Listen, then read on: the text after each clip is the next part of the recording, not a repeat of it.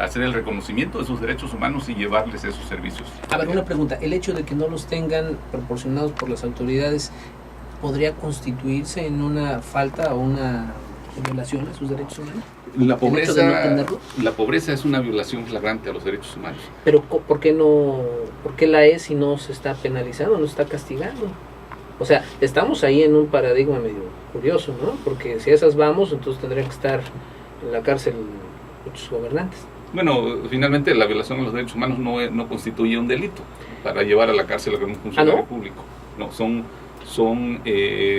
faltas a la constitución de un país y a la regla penado externa también. No existe una penalización por el hecho de violar los derechos humanos de alguien. No, cuando pasas de una violación a los derechos humanos a la tipificación de un delito, entonces ahí ya sí, alguien puede ir a la cárcel. O sea, el derecho a la vida es un derecho humano, y si alguien lo asesina, si es funcionario público, bueno, está cometiendo una violación a los derechos humanos y un delito. Pero si es un particular, el que priva de la vida a otro, eminentemente es un delito.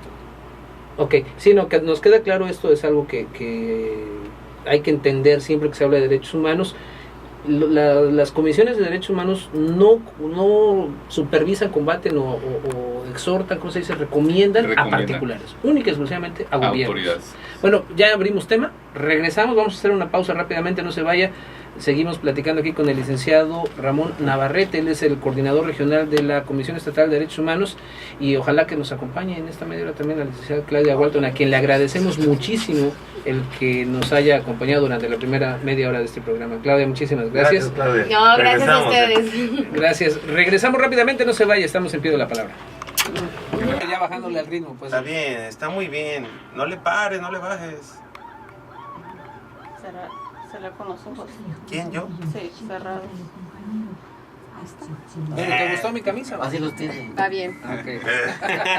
Licenciado Ramón Navarrete, él es coordinador regional de la Comisión Estatal de Derechos Humanos, y le agradecemos mucho que nos acompañen esta noche, y de una vez lo comprometemos para que regrese muy pronto porque no vamos a acabar con este tema. Licenciado, entonces los derechos humanos son, digamos, lo que ¿cómo nace esto? En la ONU se establece cuáles son los derechos fundamentales del hombre, todo este asunto, el derecho a la alimentación, a la vida, a la salud, al libre tránsito, que muchos de ellos los podemos ver consagrados en los primeros títulos de las constituciones de distintos países, quiero suponer, en donde se hace toda esta suerte de garantías individuales. Por ahí va el asunto, aunque es mucho más específico esto de los derechos humanos. Adelante, licenciado. Sí, los derechos humanos nacen con el hombre mismo. O sea, no hay una moda de que se haya iniciado la ONU o los países como México al crear las comisiones de derechos humanos en los estados y la federal, la nacional. Son derechos reconocidos a nivel internacional. Las constituciones de los países, en el nuestro, por ejemplo, que en los primeros 29 artículos encontramos la base de lo que son los derechos humanos, que antes se llamaban garantías individuales. Exacto. En la última reforma ya se estableció como los derechos humanos. Mira, entonces no perdido, no soy abogado. Entonces, y los organismos internacionales como la ONU tiene la Declaración Universal de los Derechos Humanos, que aglutina también los mismos derechos que tenemos, más los que se van sumando en el país.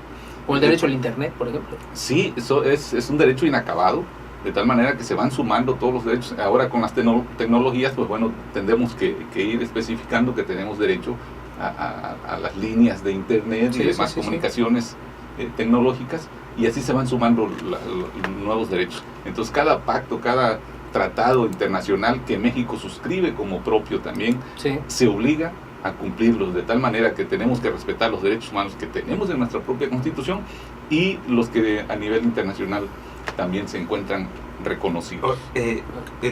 Coordinador, fíjese que yo lo quería meter a este tema, al tema de los derechos de los niños. ¿Y a qué me refiero? A este Día Internacional contra el Trabajo Infantil. La Organización Internacional del Trabajo hace mención de que 10 millones de niños en todo el mundo, pero yo traté de ubicar a nivel local, a nivel nacional, y habla aquí que 3.600.000 niños trabajan en el país, según este dato del propio secretario de Trabajo y Previsión social. La violación de ellos es bien grave porque la Organización Internacional del Trabajo lo dedica este año, dedica todo un estudio al trabajo infantil doméstico. ¿Qué hace o qué reciben ustedes? ¿Cuántas quejas han recibido de explotación infantil doméstico en Acapulco o en Guerrero, si usted tiene el dato? Porque estaba leyendo, es un asunto grave y es un asunto nada menor, es un asunto mayor de prioridad, porque cuando trabajan en el hogar son mal pagados, que no deberían, luego son explotados y lo más grave, que terminan en su mayoría siendo abusados sexualmente, ya sea por el jefe de familia, el hermano o el tío o cualquier integrante de la familia. ¿Tienes algunos datos sobre de esto aquí en Guerrero, en Acapulco? No se ha trabajado mucho en ese aspecto, ninguna autoridad. La ley habla de que los niños pueden desempeñar algún trabajo a partir de los 14 a los 16 años, pero considerados como niños, con jornadas que no superen las 6 horas, sí, salarios justos, con respeto, no hacerlos trabajar los fines de semana, y tiene sus propias características el permitir que los niños trabajen a esa edad. Sin embargo, esa cifra oscura que tenemos dentro del trabajo doméstico de los menores, que no sale a la luz pública, como no ha salido completamente la violencia familiar, que se da en medio de 4 paredes dentro de los hogares, y que difícilmente la misma presión hace que los sometidos, las víctimas de la violencia familiar, estén opacados y estén callados, y ahí incluimos a los niños. Entonces sí es importante que no tan solo atacar el trabajo doméstico fuera de las capacidades de los niños, ¿no? A los niños se les tiene en trabajo doméstico haciéndose cargo de las funciones que corresponden a los mayores. Entonces, ese es un aspecto, y cuando el trabajo es fuera, los niños quedan a merced de los delincuentes, que pueden ser sus propios padres. Exactamente, en el caso de la prostitución, la explotación en el trabajo, incluso hasta la extracción de órganos y tejidos. Entonces, a eso orillamos a los niños, que obligamos a trabajar fuera del hogar. Entonces, no les estamos dando un seguimiento, no estamos sabiendo exactamente dónde están, y sobre todo cuando se salen de su medio, se van de la ciudad a buscar un empleo a otras ciudades.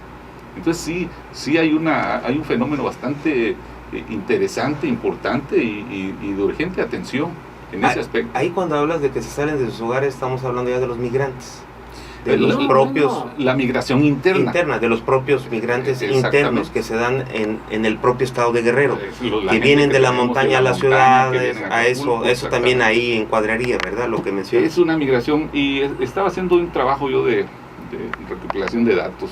Sí. Nos dedicamos a estar platicando con la gente respecto a estos temas, y la verdad es que la trata de personas, que no se le ha dado la difusión necesaria, y nosotros sí lo cargamos ahí duro y darle con ello, tiene que ver con este tema de la migración interna. Exactamente, las víctimas más fáciles, más vulnerables en el tema de este delito son estos, ¿no? Los niños y las mujeres. Claro. ¿Por qué?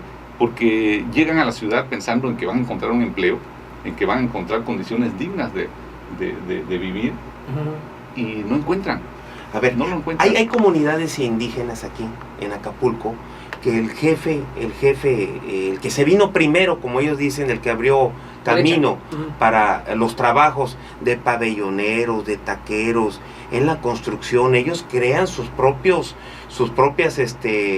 colonias en vecindades. Ellos mismos rentan las habitaciones a los mismos paisanos que llegan, les rentan el carrito de nieve de los pabelloneros que vemos en la costera, les rentan las cajitas de gelatinas, ellos mismos les hacen las gelatinas. ¿Eso tal vez violación a sus derechos? ¿O tienes algún caso documentado, algo así? Una vez escuché de un caso documentado acá de una obra que estaba cerrada completamente y que adentro tenían hasta su propia cárcel, ¿no? En una construcción. Sí, eso lo relatamos nosotros. no deja de ser importante. No era gente de Guerrero, era gente de empresas constructoras que vienen con el personal contratado de otros estados del norte de la República principalmente. Se los traen con el engaño de que van a tener comida, van a tener una habitación, van a tener horarios de esparcimiento y bueno, todo les ofrecen. Cuando en realidad estas construcciones que vemos cubiertas con plástico negro que no puede uno ver hacia adentro, esos son los lugares donde en algunos casos donde se dan ese tipo de violaciones a los derechos humanos. Nosotros como comisión logramos entrar a uno de estos lugares y efectivamente, o sea, la gente vive callada. Cuando ven a alguien extraño, guardan silencio total. Uno pregunta, los interroga, los investiga y son duros en cuanto a soltar alguna información. Sin embargo, lo logramos y efectivamente no les dan la comida de manera gratuita, les venden alcohol ahí dentro de las instalaciones y tienen su propia cárcel. El que se porta mal lo meten a la cárcel y paga por salir. Entonces, de esos datos ya es un caso, ya la construcción ya se terminó, pero sí descubrimos eso y hicimos intervenir a la Comisión de Derechos Humanos de los estados de donde eran originarios estas personas y por ahí tuvimos algún resultado positivo, ¿no? Licenciado, ¿cómo lograr que todo esto que ustedes tratan de componer pueda darse cuando encontramos comunidades que tienen usos y costumbres que en muchos casos son diametralmente opuestos a los principios de los derechos humanos? Como por ejemplo estas prácticas de las policías comunitarias que en esencia, si uno lo razona con los pies en la tierra, nos damos cuenta de que tienen cosas muy valiosas, realmente valiosas, que incluso van más allá del simple impartimiento de justicia en términos conceptuales, sino que también inculcan valores y cosas que me parecen muy loables, que carecen en teoría las buenas policías comunitarias de corrupción, y en fin, tienen cosas muy muy valiosas, muy positivas, pero que llegan puntos de inflexión en donde hay que intervenir porque aparentemente empiezan a violar los derechos humanos de algunas personas, de acuerdo incluso a no solo los derechos humanos, sino las leyes mismas en materia civil, penal, etcétera. ¿Cómo se da esa simbiosis, si es que la hay, entre los usos y costumbres de estas comunidades y lo que es el espíritu de las comisiones de derechos humanos? Bueno, es un tema escabroso, complicado, ¿verdad? Porque los usos y costumbres de los pueblos están amparados por leyes y de carácter internacional. Sí. Entonces lo que hay que hacer es convivir con ellos y luego tiene que haber un diálogo permanente, porque hay algunas cosas que se derivan de sus costumbres pero rayan en alguna violación a los derechos humanos o bien hasta en algún delito. Entonces sí tendríamos que en esa convivencia que deba tener el gobierno establecido con los usos y costumbres, con quienes ejercen los usos y costumbres, pues sí tienen que pactar que haya un respeto mutuo, así como las policías comunitarias piden respeto hacia su organización. También ellos deben respetar los derechos de los ciudadanos, ¿no? Es el término reeducar. Sí. Bueno, suena el bien, término suena bien, pero reeducar a alguien, a un maestro, a tronar piedras con un marro, o sea, sí, está prohibido por la Constitución. Claro, es como esclavitud. Entonces, ¿no? Sí hay algunas cosas que hay que hacer coincidir, pero tiene que haber voluntad para eso, ¿no? Y en algunos casos, como lo lamentable que vimos en estos últimos movimientos de los maestros, sí, pues la participación de la policía comunitaria como que demeritó ahí un poco la verdadera esencia, ¿no? Claro. O es un grupo político o es un grupo que pretende que en sus regiones haya la paz que todos deseamos también nosotros acá en la ciudad. Sí, yo no me explico cómo estos policías comunitarios que se dedican a reeducar al ciudadano que se sale de las buenas costumbres de acuerdo a las usos y costumbres de sus comunidades, ¿cómo le van a hacer con todos esos maestros que destruyeron edificios de los partidos políticos? Sí, a ver ahí qué onda. Eso, ¿no? Va contra las costumbres. A ver, ahí que si por alguien que se echa una miada ahí en la vía pública lo lo encarcelan, ¿no? Así es. Por hacer una cosa que sea, digamos, falsa a la moral, por llamarlo de alguna manera. Eso es lo que hay que hacer coincidir con Está las canijo, leyes ¿verdad? establecidas. Ahora, déjeme girar un poquito el tema, si Miguel Ángel López Sotelo nos permite. Yo quisiera que nos ayude a definir un concepto que se maneja mucho cuando hablamos de derechos humanos y que yo francamente lo tengo un poco confuso, lo tengo como algo ambiguo en mi concepción, y me refiero a eso que llamamos grupos vulnerables. ¿Cuáles son los requisitos que debe tener un grupo social para ser considerado vulnerable? Ya no tendríamos por qué estar llamando vulnerables a los grupos. A ver, interesante eso. Históricamente se etiquetaba como grupos vulnerables aquellos que tenían algunos derechos mínimos como minimizados por nosotros mismos o por las mayorías, por las propias autoridades, como los discapacitados, sí, como los diversos sexuales, los homosexuales y demás. Las madres solteras, por ejemplo. Las madres solteras, los ancianos, Sí. las mujeres propiamente dichos, los Las mujeres por indígenas. simple hecho de ser mujer. Sí. Entonces, ya no, o sea, deben estar incorporados y de tal manera que llamarles grupos en ese sentido, distinguirlos, en ese sentido, debiera ser ya una distinción que causa demérito a sus derechos humanos. Creo que entonces no ando perdido cuando digo que esto es ambiguo. O sea, tengo razón en verlo como algo confuso y no muy claro. A ver, recapitulando. De que existen grupos sociales o subgrupos sociales, eso es indiscutible. Eso sería muy tonto negarlo, ¿no? Existen grupos de personas que tienen cierta diferencia en sus preferencias sexuales de la mayoría. Existen personas que tienen alguna discapacidad física o mental.